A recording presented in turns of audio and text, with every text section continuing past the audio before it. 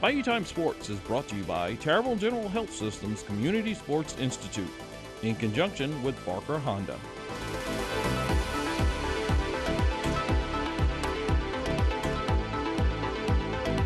Coach, let me start off by, and I'm going way back, and I know you have a track record in the sport, but I used to watch you going through your sporting events, and you excelled in them. And I never, ever thought in my day that I'd be interviewing Coach Graig Hamner about a volleyball coach, but I've watched women's sports over the years, and I got to tell you, I get more excited sometimes about women's sports than I do men's sports because they're just as competitive. So talk about your journey there. It is crazy. I played pretty much every sport: baseball, basketball, football, track, golf, And, my son, when he was growing up, he was 4 or 5 years old playing golf. And I'm like, football's going to be hard if he's going to be playing golf all the time and I'm traveling all over the place.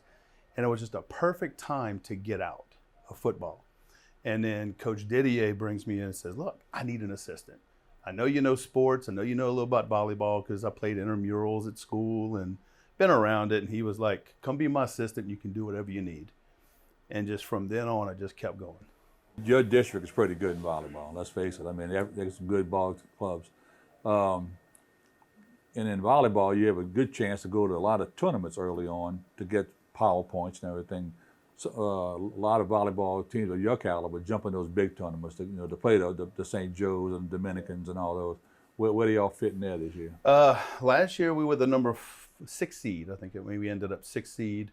And we got pretty much everybody back. So, minus one senior and one injury we had, our hopes going into the season, are really high. We're going to see how the dynamics fit by losing Alasia Miller, our setter, but she'll be back next year. So, but, I think the team's expectations are very high. Division I is completely different from any division in volleyball there is.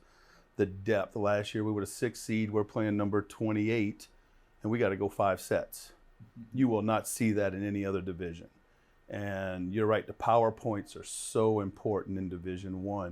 Not only our district, but our division with Mount Carmel, Dominican, St. Joe's, Chappelle, then all the North Shore schools and Baton Rouge schools, Lafayette. So it's tough. I know how competitive you are because I watched your career. We televised some of the games when you play. But you mentioned the name a while ago, Chip Didier, or you see schools that had Sandy Fusel, and they just are so rich in tradition. Yeah. And does that place a burden on you because you're so competitive to say one day I want to be looked at like a Chip Didier? Not really right now. I still think this is year 31. I'm in drop. But I don't see myself stopping in 2 years. I may move schools. I may stay. I don't know what's going to happen in the future, but I don't see myself stopping. I do view them both as mentors.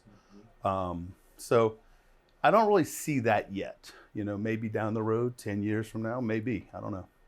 Okay. Last year with the storms and everything, being platooning and everything, that was a burden on everybody, And how did your team adapt to that, Well, it was difficult. We had to practice. We only had about an hour and 15-minute practice a day. We had to hurry up and get in there at 11:30, be out by 1 o'clock, so we had to really squeeze it in because Ellender was sharing schools. We didn't want to interfere with their classwork.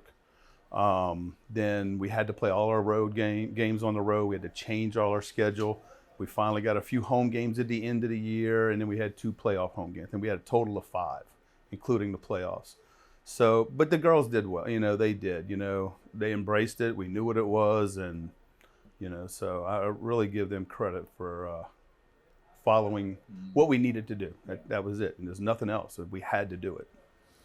Who are some of the players you're going to be relying on this year to maybe grab some experience from? Trinae Taylor, Isabel Bourgeois, Maya Anderson are our 3 main seniors returning. All 3 of those were all district. All region. Amaya Anderson was our all district and all MVP for the district libero, but she's now going to have to take over the setting duties for Alasia, which we have 8 returning kids that played and started for the varsity.